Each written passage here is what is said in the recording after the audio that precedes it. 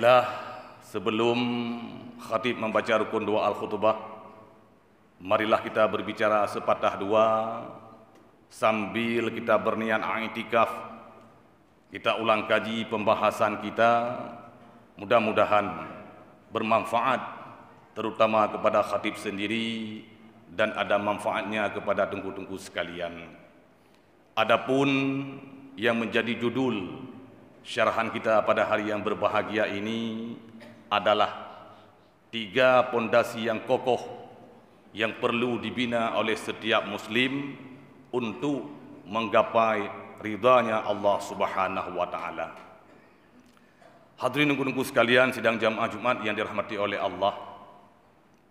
Islam adalah agama yang sempurna, universal, mencakup semua aspek kehidupan.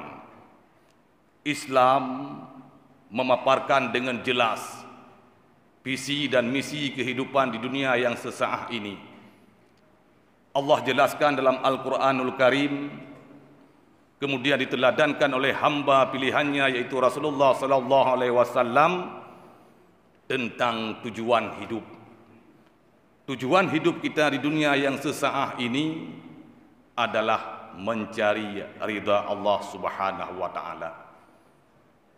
Makanya tak kala kita selesai daripada salat, sering kita berdoa.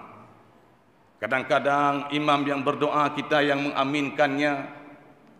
Allahumma inna nas'aluka ridhaka.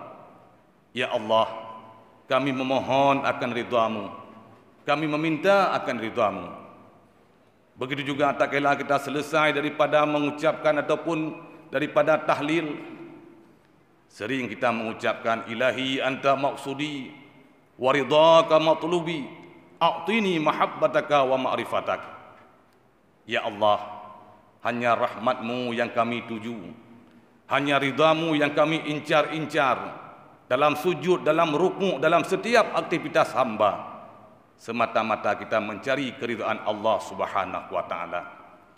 Hadirin tengku-tengku sekalian, sidang jamaah Jumat yang dirahmati oleh Allah. Maka oleh karena demikian, tiada sikap yang terbaik bagi diri hamba kita yang mengaku seorang hamba yang beriman. Tiada sikap yang terbaik bagi seorang hamba yang mengaku dirinya seorang yang bertauhid, melainkan ketakwaan menyertainya dimanapun, kapanpun dan dalam kondisi bagaimanapun. Artinya kita selalu beribadah kepada Allah Subhanahu wa taala dalam setiap aktivitas kita mencari keridhaan Allah Subhanahu wa taala. Hadirin tengku-tengku sekalian sidang jamaah Jumat yang dirahmati oleh Allah. Maka dalam kita menggapai, mencari keridhaan Allah Subhanahu wa taala, pondasi yang pertama yang perlu kita bina adalah iman.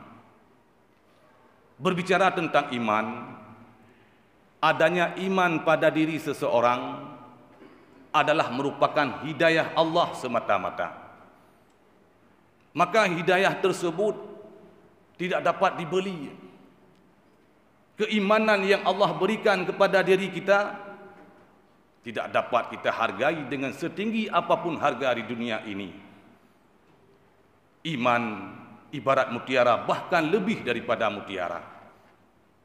Tetapi alangkah sedih, alangkah tak kala kita melihat di berita-berita, tak kala kita membaca di media-media yang dulunya saudara kita yang awai-awai dile seiman seakidah dengan kita sanggup menukarkan iman dengan faktor ekonomi. Tubik daripada agama Islam, tambang agama kafir, jibi jabatan, pangkat dan sebagainya. Alangkah sedih. Tak kala kita melihat daripada ataupun membaca di media-media sanggup menukarkan iman dengan faktor kasih sayang, dengan faktor cinta kasih.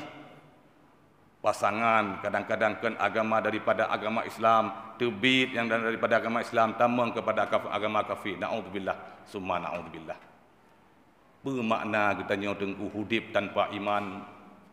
Apa artinya tak kala kita kembali kepada Allah tanpa membawa iman? Innal ladzina kafaru innal ladzina kafaru min ahlil kitabi wal musyrikin fi nari jahannam khalidina fiha. Sesungguhnya orang-orang kafir, ahli kitab dan orang-orang musyrik, Allah tempatkan mereka itu dalam neraka jahanam khalidina fiha, kekal mereka di dalamnya. Na'udzubillah summa na'udzubillah. Hadirin kuduku sekalian, sidang jamaah Jumat yang dirahmati oleh Allah. Maka oleh karena demikian, iman yang Allah berikan kepada diri kita, marilah kita bersyukur atas nikmat iman tersebut dengan kita merawatnya, dengan kita menjaganya, dengan kita menyiraminya. Artinya, dengku-dengku sekalian, iman yang kita miliki, sebagaimana jumhur ulama mengatakan, al-imanu yazidu wa yanqus. Iman yang kita miliki dapat bertambah dan dapat berkurang. Karena iman para malaikat tidak bertambah, tidak berkurang. Iman para nabi, iman para rasul, semakin hari semakin kuat, semakin hari semakin bertambah. Dengan bertambahnya cobaan, dengan bertambahnya yaitu tak kalah menyeru kepada umat dalam hal menyembah Allah, maka iman tersebut semakin meningkat. Tetapi iman kita nyo dengku, nyo kadang-kadang naji'i, nah kadang-kadang jitreun. Al-imanu yazizu wa yanqus. Iman bisa bertambah, iman bisa berkurang. Bertambahnya iman adalah dengan ilmu pengetahuan agama.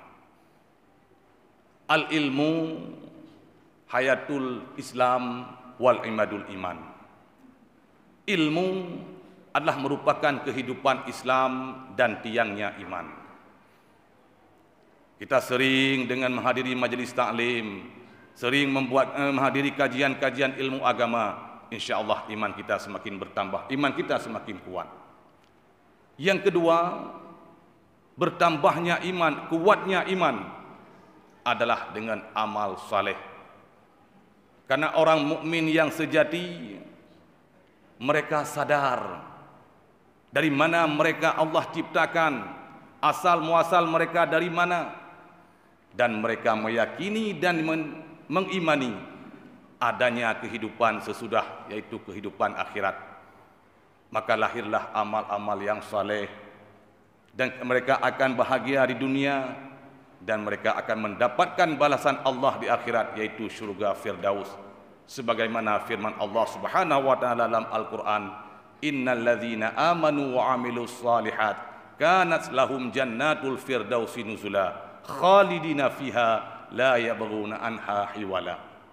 Sesungguhnya orang-orang yang beriman dan yang beramal saleh, tempat mereka, tempat tinggal mereka, balasan Allah adalah syurga Firdaus, khalidina fiha, mereka kekal di dalamnya. Hadirin dengku-dengku sekalian, sidang jamaah Jumat yang dirahmati oleh Allah. Selanjutnya, berkurangnya iman, lemahnya iman. Pertama, faktornya adalah dengan kejahilan, kebodohan, dangkalnya ilmu agama. Yang kedua, lemahnya iman karena kemaksiatan. Kemaksiatan yang kita sering lakukan, maka kemaksiatan tersebut akan melemahkan iman kita. Dan yang paling berat adalah godaan daripada hawa nafsu, dorongan daripada hawa nafsu amarah, dan godaan daripada syaitan ataupun iblis laknatillah. Dan yang paling berat, dengku-dengku sekalian, godaan syaitan ataupun godaan iblis. Tak kala seorang mukmin merasakan sakratul maut, karena dipegah oleh para ulama, tak kala seorang mukmin merasakan sakratul maut, itu hausnya luar biasa. Hati terbakar, seum, gerah tak tahan. Sehingga pada masanya syaitan mempunyai kesempatan untuk menghilangkan iman pada diri seseorang. Syaitan datang daripada pihak kepala. Ija aba ulai getanya di pedeh i yang cukup jernih. Seraya syaitan mengatakan, baru dibi kepada getanya, Karena kitanya dalam keadaan haus, kita meminta air tersebut.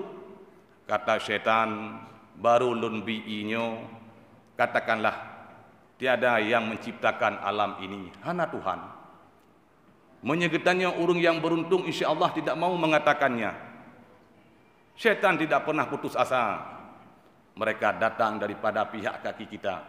Pihak daripada kaki mereka mengatakan, syaitan mengatakan, baru lun bi'inyo apabila katakan Muhammad Rasulullah kadzib, Muhammad pembohong, Muhammad dusta.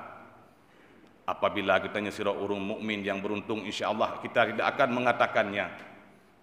Tetapi sebaliknya, dengku-dengku sekalian, dalam kehidupan kita sehari-hari, sering kita menzalimi kepada sesama manusia. Dosa yang sering menumpuk, hawa nafsu yang selalu kita kedepankan. Na'udzubillah, sebagaimana kata Abu Hanifah, kekhawatiran dosa kita yang menyebabkan tergelincirnya iman kita, hilangnya iman kita adalah tak kala kita mengatakan Tuhan dua, tak kala kita mengatakan Muhammad pembohong. Na'udzubillah, na'udzubillah, summa na'udzubillah. Makanya kita selalu berdoa kepada Allah Subhanahu wa taala, Allahumma ahyina bil iman. Ya Allah, hidupkanlah kami dalam iman, wa amisna bil iman, dan matikanlah kami dalam iman. Rabbana la tuzigh qulubana ba'da idh hadaitana. Wahai Tuhan kami, jangan condongkan hati kami, jangan sesatkan hati kami tak kala Engkau telah memberi hidayah kepada diri kami. Itulah kita sering berdoa kepada Allah Subhanahu wa taala. Hadirin dengku-dengku sekalian, sidang jamaah Jumat yang dirahmati oleh Allah. Kisah pernah dialami oleh seorang ulama Allah yang bernama Syekh Zakaria. Syekh Zakaria merupakan seorang hamba Allah, seorang ulama Allah.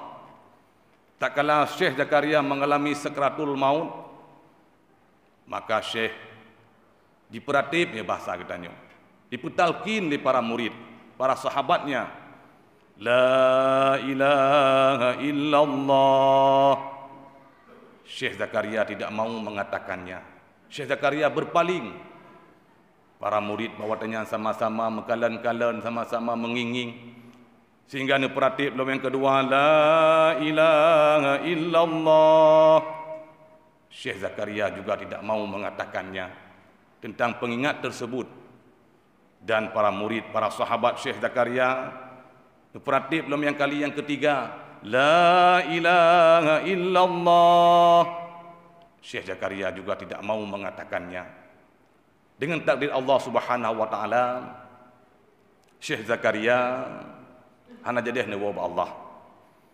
Maka pulih daripada sakratul maut, dicok di para murid, dipeduk ni bahasa kitanya dipesadu, dipeduk bantai dilikut, seraya dikeun li murid, wahai syekhuna, wahai gure kamu, kejut buna watai kamu peratip tiga na asik, dua ga na asik, bahkan kelega na asik.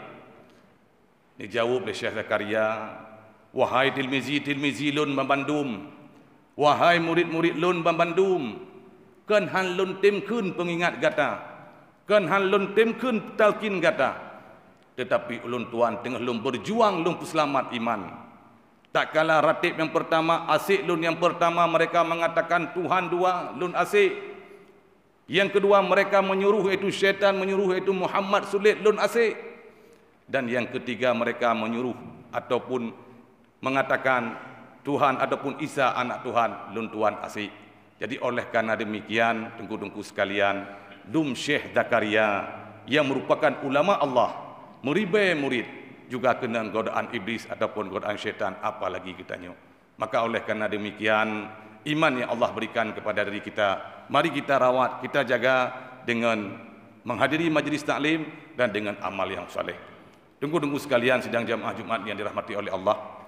Yang kedua, pondasi yang kedua yang perlu kita bina untuk mendapat keridhaan Allah Subhanahu wa taala adalah berjihad. Berjuang membela agama Allah. Berjuang untuk meramaikan tempat-tempat ibadah. Berjuang untuk menanamkan akhlak moral kepada anak-anak generasi kita. Karena dengku-dengku sekalian, perjuangan membela agama, untuk kemajuan agama adalah merupakan kewajiban kita nyawa Bandung. Dengan apa yang kita miliki, apapun yang kita miliki, kita sedekahkan untuk agama. Mangkana malun falyatasaddaq bimalihi. Barang siapa yang mempunyai harta, maka bersedekahlah dengan harta tersebut. Mangkana quwwah, barang siapa yang mempunyai kekuatan, ilmu, pangkat, jabatan, maka gunakanlah kekuatan tersebut, pangkat tersebut, jabatan tersebut untuk kemajuan agama. Mangkana ilmun falyatasaddaq bi ilmihi, maka barang siapa yang mempunyai ilmu, maka bersedekahlah dengan ilmu tersebut. Hadirin kudungku sekalian sidang jamaah Jumat yang dirahmati oleh Allah. Yang ketiga, untuk menggapai keridhaan Allah Subhanahu wa taala, pondasi yang ketiga adalah bersabar. Sebesar apapun cobaan yang Allah berikan, tak kala keinginan dan harapan tidak sesuai yang kita harapkan, cobaan ujian yang Allah berikan, maka kita mesti bersabar. Sayyidina Ali mengatakan, sabar ada 3. Yang pertama, sabar dalam menghadapi musibah. Yang kedua, sabar dalam menjalankan ketaatan kepada Allah. Yang ketiga, sabar dalam menahan berbuat kemaksiatan kepada Allah. Barang siapa yang sabar daripada menghadapi musibah, maka Allah catat kepada mereka, Allah berikan derajat, pangkat mereka 300 derajat. Barang siapa yang bersabar atas melaksanakan ibadah, melaksanakan ketaatan kepada Allah, Allah berikan derajat, Allah catat pangkat mereka 600 derajat. Dan barang siapa yang bersabar atas menahan daripada kemaksiatan kepada Allah, Allah angkat mereka, Allah berikan derajat mereka 900 derajat. Hadirin kudungku sekalian, sidang jamaah Jumat yang dirahmati oleh Allah. Maka kesimpulan daripada mau'izah yang singkat ini, 3 pondasi yang kokoh yang perlu kita bina untuk menggapai keridhaan Allah Subhanahu wa taala. Yang pertama, iman. Apapun yang terjadi dalam kehidupan hidup kita, masalah iman dengku jangan sampai lepas.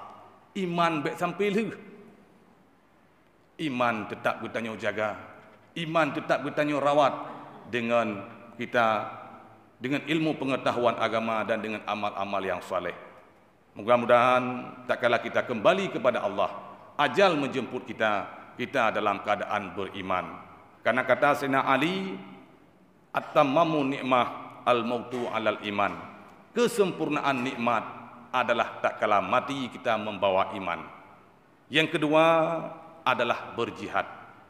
Dengan modal iman yang kuat, mari kita berjuang untuk agama. Dengan apapun yang kita miliki, harta benda, pikiran, tenaga, bahkan nyawa sekalipun kita berikan untuk kemajuan agama.